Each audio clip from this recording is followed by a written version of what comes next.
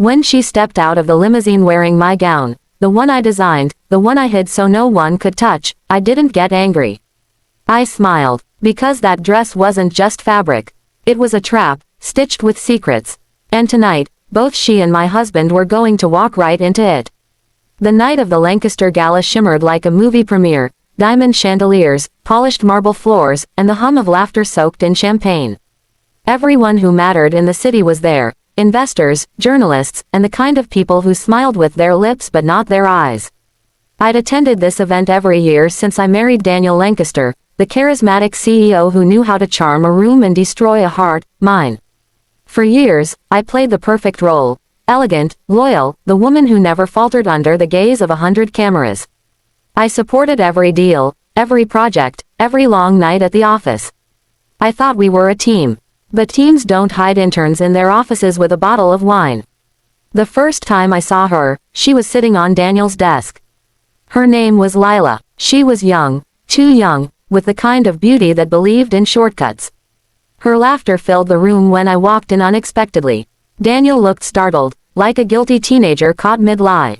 "Oh, Anna," he said too quickly, "we were just celebrating her new role. She's been a huge help lately." Lila hopped down, smoothing her skirt, smiling nervously. "Mrs. Lancaster," she said, "it's such an honor to finally meet you." "Likewise," I'd replied smoothly, my voice calm even as my pulse burned in my throat. "Congratulations on the promotion." I left without another word. But something in her smile stayed with me, that faint arrogance that comes when someone thinks they've already won. A week later, my emerald gown disappeared. Not just any gown, the gown. The one Daniel had commissioned from Paris, custom fit, made for my birthday. The one I had kept sealed, unworn, waiting for a moment that truly mattered. I searched everywhere, but deep down, I didn't need to. I knew exactly who had it, and how it had gotten out of my closet. That night, I didn't cry. I didn't confront Daniel. Instead, I poured myself a glass of wine, sat by the window, and smiled. Because betrayal is loud only when you let it be. I preferred silence and strategy. So, I waited, I planned, and when the gala invitations went out, I made sure everything was perfect, down to the seating charts, the music, and the guest list. Daniel thought I was being generous by taking charge of the planning this year. He didn't realize I was building a stage. And tonight, the curtain would rise. When I arrived at the Grand Imperial Hall, I waited until the press had already surrounded the main entrance. I watched from my car as flashes of light captured the smiling faces of Daniel and his team. He looked confident, charming, his arm around Lila, his intern. And there she was. The crowd gasped at her entrance, emerald silk, low neckline, silver straps that caught the light. My dress. She wore it proudly, as if she owned it. As if it hadn't been stolen from my closet, from my life. I stepped out of the car slowly, deliberately. My heels clicked against the marble walkway, and the sound drew eyes toward me like a command. The air shifted. Daniel turned. His smile froze. "Anna," he said, approaching me too fast, "I didn't think you'd make it." "Oh," I said softly, my lips curving into a small smile. "You didn't think I'd miss my own event, did you?" His eyes darted nervously to Lila, who stood behind him, clutching her clutch like a shield. She looked unsure, small under the weight of my gaze. "Lovely dress," I said, letting the words linger. She swallowed hard. Thank you, Mrs. Lancaster. It's new, is it?" I tilted my head. "Looks familiar." Daniel cleared his throat. "We should head inside. The board is waiting." I smiled again. "After you." Inside, the hall glowed with golden light and whispered tension. Every eye followed us, the perfect triangle. The husband, the intern, and the wife who smiled too calmly. I could almost hear the whispers forming behind jeweled fans and champagne flutes. Daniel made his rounds, shaking hands, pretending everything was fine. Lila stuck close, playing the supportive assistant. I watched from a distance, taking mental notes, her stolen glances, his forced laughter, the faint touch of guilt that flickered in his eyes. But he didn't know I'd already rewritten the night's script. This wasn't his event anymore. It was mine. As the orchestra played a slow waltz, I made my way to the stage. The lights dimmed, and the hum of the crowd fell silent. I took the microphone, my emerald earrings glinting under the spotlight. "Good evening, everyone, I began, my tone calm, measured. Tonight is a celebration, not just of success, but of integrity. Of loyalty, of the values that hold a company, and a marriage, together. Laughter quieted. Daniel looked up sharply. Lila's hand trembled. For years, I continued, I believed success was built on trust. But recently, I've learned something new, that even the strongest foundations can crumble when cracks form from within. A murmur swept through the hall. Daniel shifted in his chair, his jaw tightening. I won't take much of your time, I said, smiling faintly. But before we continue the celebration, I'd like to share a short video. The massive LED screen behind me flickered to life. It showed Daniel's office, a grainy clip, recorded just a few weeks earlier. Lila laughing on his desk. Daniel leaning close, whispering something in her ear. Then, the unmistakable sound of a kiss. The audience gasped. Someone dropped their glass. Daniel shot up, his face pale. Turn that off, he barked. This is private. But no one moved. The video kept playing until I raised my hand. The screen went dark. I turned toward him slowly. Private, I asked. You brought her into your office. Into our company. Into our lives. His face flushed red. Lila sat frozen, her eyes filling with tears. You planned this, Daniel spat. I smiled softly. Of course I did. The crowd was silent, holding its breath. Effective immediately, I said clearly, I am withdrawing all my shares from Lancaster Enterprises. The board has already accepted my resignation as co-chair. But don't worry, Daniel, I didn't sell them to just anyone. I sold them to your competitor, Harris Industries. They'll take good care of what's left. Gasps, murmurs, shock. Daniel's mouth fell open. You can't be serious. I am, I said, my voice even. You built your empire on deception. I built mine on truth. Let's see which one lasts longer. I glanced at Lila one last time. She looked shattered, her dream, her image, everything crumbling before her eyes. Enjoy the dress, I said gently. It suits you, for tonight. And with that, I stepped off the stage. The applause didn't come, only silence, the kind that follows a storm. Cameras flashed as I walked out of the hall, my head high, my smile unbroken. Outside, the cold air hit my skin like freedom. For the first time in years, I felt light. Free, unburdened, because I hadn't lost anything that night. I had simply taken back what was always mine, my dignity, my power, my peace. And as the music swelled behind the closed doors of the gala, I whispered to myself. Let them dance. The show's over. When he knocked on my door months later, broken and trembling, I didn't feel hate, just a quiet, distant pity. Because the man standing before me wasn't my husband anymore. He was just a stranger who had finally tasted the cost of betraying the one person who built him. It had been 3 months since the gala, 3 months since the world watched Daniel Lancaster's empire crumble in front of flashing cameras and stunned faces. Overnight, the man who once commanded boardrooms was reduced to a name whispered in scandal. The video had gone viral. News channels replayed the clip, dissecting every expression, every word. Social media feasted on it, the faithful wife, the cheating husband, the ambitious intern. The internet made me a symbol before I even had time to breathe. I didn't seek fame, I sought peace. After the chaos, I disappeared from the city. I left behind the penthouse, the company, the gossip, everything. I bought a quiet villa by the coast, white walls, open windows, and the endless rhythm of the sea.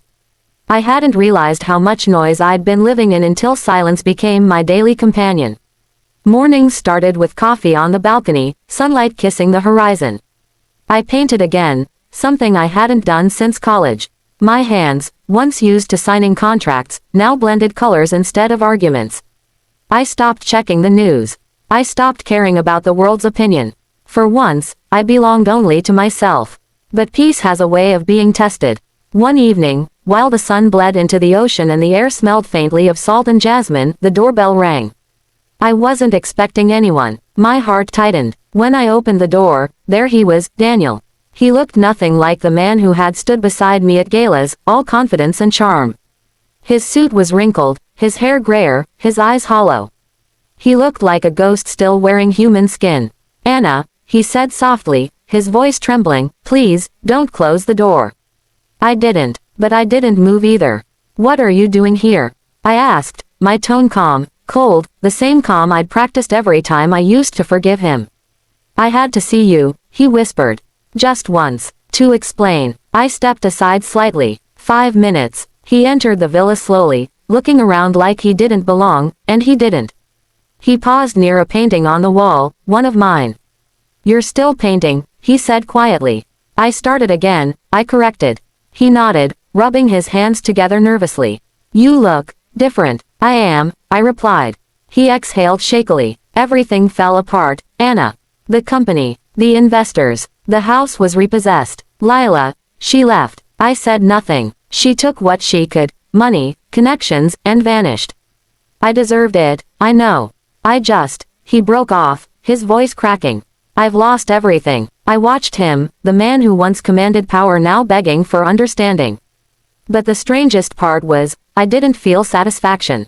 Not even revenge. Just distance. You didn't lose everything, I said finally. You gave it away, piece by piece. Every time you lied, every time you thought I wouldn't notice, you handed away what mattered. He looked down, shame painting his face. You were right that night, he whispered. I was arrogant. I thought I was untouchable. I thought you'd always stay. I smiled faintly. You built your world on illusions, Daniel. I just turned the lights on. He laughed bitterly, shaking his head. You always had a way with words. I had to, I said softly. Because for years, you never listened. He reached into his pocket and pulled out a small velvet box. I kept this, he said. It was supposed to be your anniversary gift. I bought it before everything went wrong. He opened it, revealing an emerald necklace, the same color as that cursed dress. The stone caught the dim light, glowing faintly between us. It's beautiful, I said quietly. He nodded. It belonged to my grandmother. She told me to give it to the woman I'd spend my life with. And you didn't, I said. He winced. I wanted to, but I got lost. There was silence. Only the sound of waves beyond the balcony filled the space between us. Finally, I asked, why are you really here, Daniel? He met my gaze, his eyes red. Because I can't live with what I did. Because I need you to know, I never stopped loving you. Not even when I was too stupid to show it. For a moment, his words trembled in the air, heavy and hollow. Once, they would have broken me. Now, they barely reached. You loved control, I said. You loved admiration. You loved the idea of a perfect life, not the person standing beside you in it. He tried to speak, but I stopped him. Daniel, I forgave you long before you came here.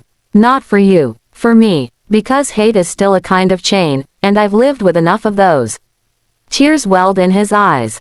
So this is it. This was it, I corrected softly. He nodded slowly, his shoulders sagging. I ruined everything, didn't I? I looked out toward the sea. No, you built exactly what you valued. It just couldn't stand. He closed the box and placed it on the table. Keep it, he murmured. Maybe you'll find someone who deserves to see it on you. I didn't answer. As he turned to leave, I said quietly, do you know why I smiled that night? He stopped, glancing back. At the gala, yes, he frowned. Because you wanted to humiliate me. I shook my head. No, Daniel, because that night wasn't about you. It was about me realizing I didn't need to be angry anymore. You can't betray someone who's already let go. His lips parted, but no words came. He just nodded once, slowly, then walked out into the dusk, a man smaller than his shadow. When the door closed behind him, I didn't cry. I didn't even sigh. I simply stood there for a long moment, looking at the box on the table. Then I opened the balcony doors and stepped outside. The sky was streaked with orange and pink. The wind tugged at my hair. I took the necklace, held it up to the light, and then set it gently on the balcony railing. It glimmered once before the tide of dusk swallowed its shine. That night, I slept soundly for the first time in years. Weeks later, I launched my own fashion line, Emerald Grace. The name came to me easily. It wasn't about the color. It was about resilience, about transforming something that once symbolized betrayal into strength. The first dress of the collection was a recreation of that gown, same emerald silk, but redesigned. Stronger, bolder, stitched with gold thread. Inside, the label read, "For women who rise after betrayal." The launch sold out in hours. Fashion magazines called it a statement of rebirth. I called it closure. Standing backstage that night, watching models glide down the runway wearing my designs, I thought of Daniel, somewhere out there, maybe watching, maybe not. But it didn't matter. His chapter in my life had ended long ago. Because I finally understood something simple but powerful. When someone betrays you, they think they've taken something from you. But in truth, they've only handed you the blueprint for your own strength. The dress they stole, you redesign it. The love they broke, you rebuild it in yourself. And when you rise, they'll recognize the glow, not as revenge, but as the peace they'll never find again. That was my victory. Quiet, complete, unshakable. And as the applause filled the room that night, I smiled. Because I wasn't just wearing success, I was wearing freedom.